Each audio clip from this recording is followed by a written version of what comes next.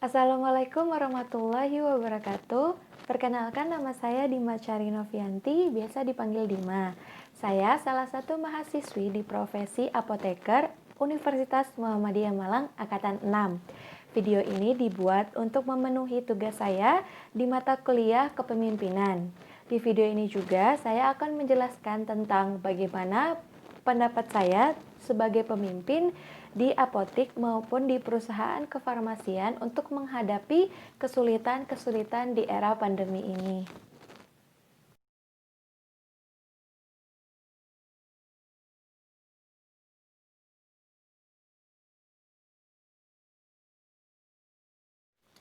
Sebelum saya melanjutkan ke pendapat saya, apabila saya sebagai seorang pemimpin pada era ini, saya akan menjelaskan sedikit tentang kepemimpinan pandemi COVID-19 atau pandemi COVID-19.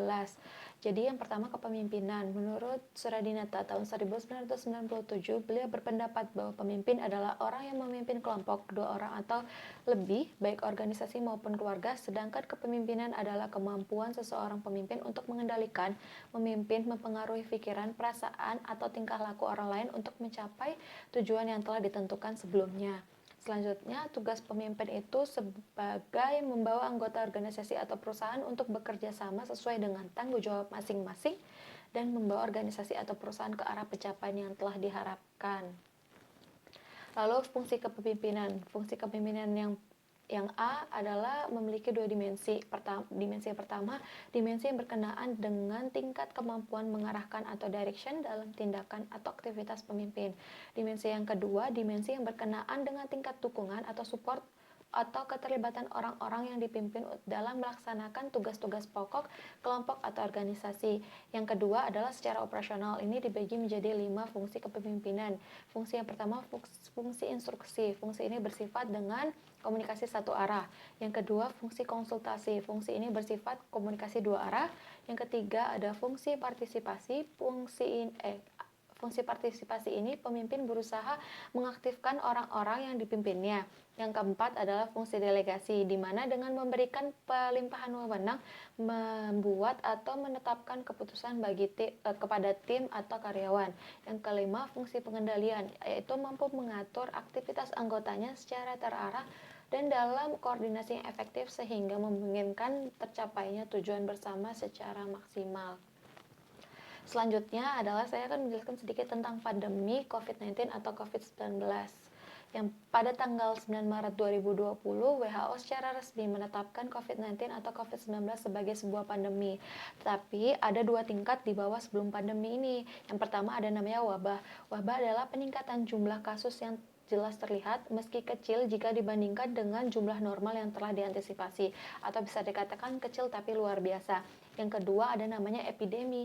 Epidemi adalah wabah yang menyebar di area geografis yang luas atau bisa dikatakan lebih besar dan menyebar. Yang ketiga, ada pandemi ini sendiri. Pandemi adalah ketika epidemi menyebar ke beberapa wilayah atau negara di dunia, atau bisa dikatakan internasional dan di luar kendali. Selanjutnya adalah coronavirus. Coronavirus atau COVID-19. Coronavirus yang pertama adalah suatu kelompok virus yang dapat menyebabkan penyakit pada hewan dan atau manusia.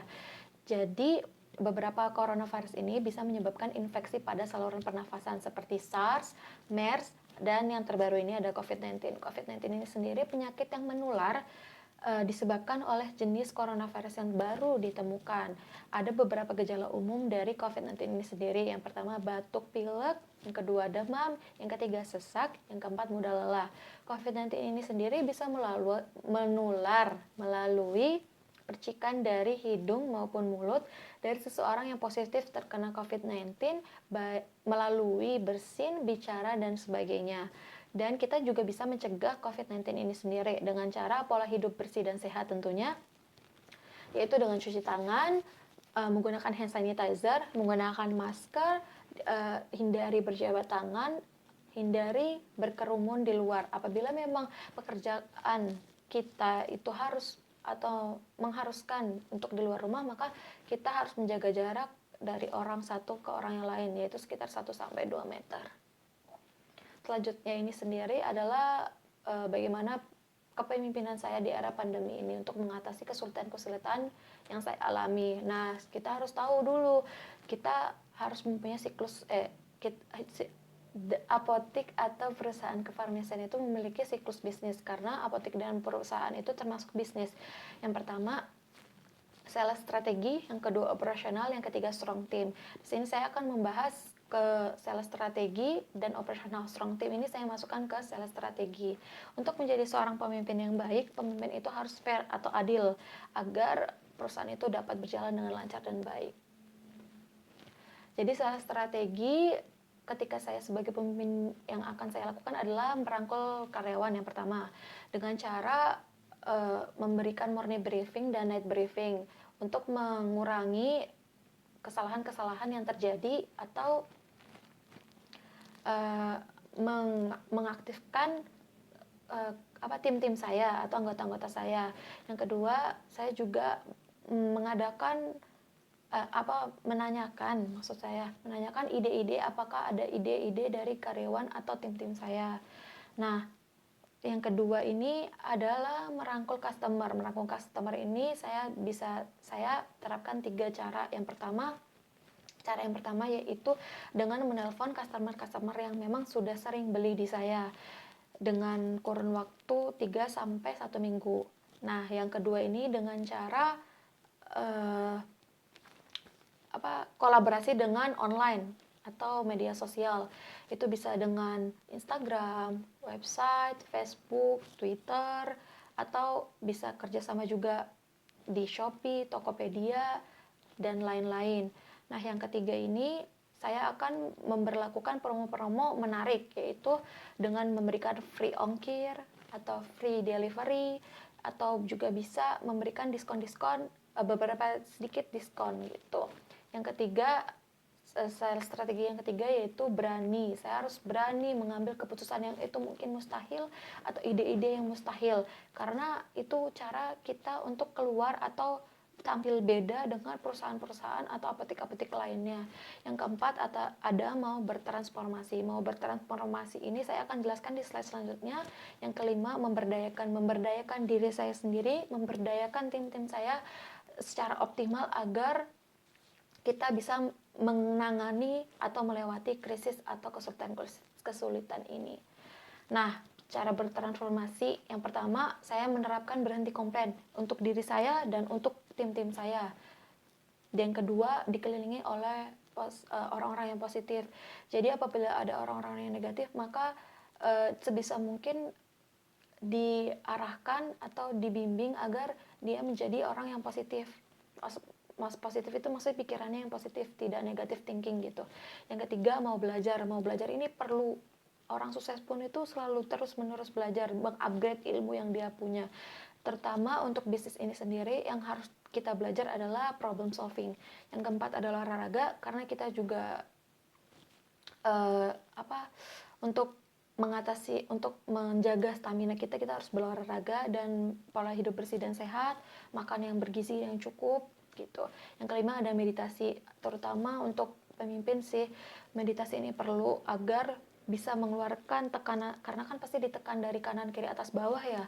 Jadi kita bisa mengeluarkan pikiran-pikiran yang negatif sehingga timbul solusi-solusi. Yang keenam ini adalah tidur lebih cepat dan cukup. Jadi kan memang sudah bagi kesehatan memang baiknya tidur tuh 8 jam ya. Memang optimalnya gitu. Jadi alangkah lebih baiknya kita tidur cepat dan cukup. Yang